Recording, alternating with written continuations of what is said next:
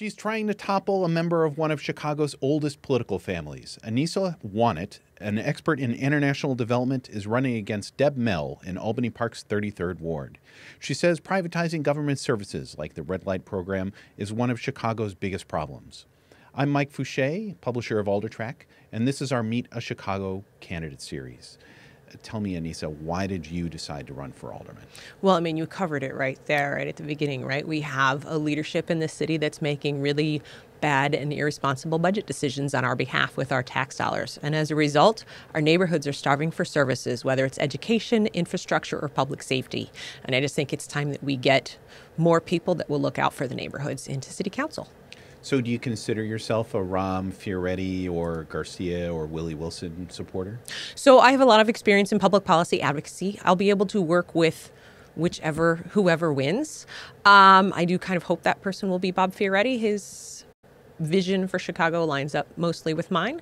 But yeah, I'm looking forward to working with whoever is in the seat. Have you done anything to work with the Fioretti campaign, or would you campaign with them?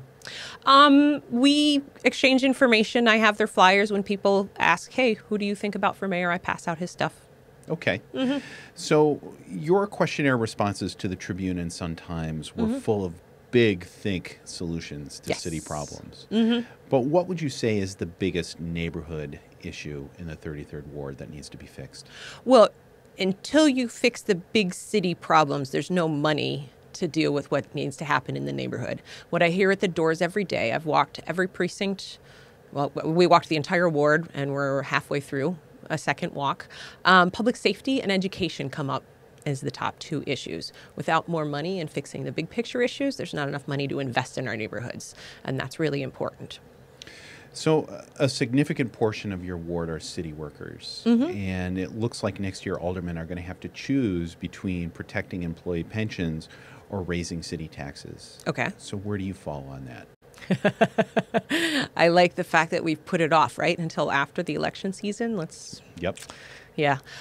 So I think there's a lot of ways that we can come up with this money that doesn't require a property tax. People that are retired, we cannot be cutting their pensions. People that are near retirement, we cannot be cutting their pensions. We need to look at reforming TIF to get money back in. We need to look at stop making these irresponsible budgeting or privatization deals. You mentioned the red light cameras. That's mismanagement more so than irresponsible. I'd like to see how much money all these the extra reviews of the yellow light system cost. But, it's things like that that cost us money. We run municipal elections in an off-cycle year. That costs a lot of money. Every year we get increasingly more runoffs. If we introduced instant runoff voting, we could save some money there. Elections are not cheap. I think there's a lot of ways we can look at streamlining our government and reforming TIF and looking at our privatization deals before we have to start looking at upping property taxes. Okay. Thank you for joining us, Annisa. Thank you for having me.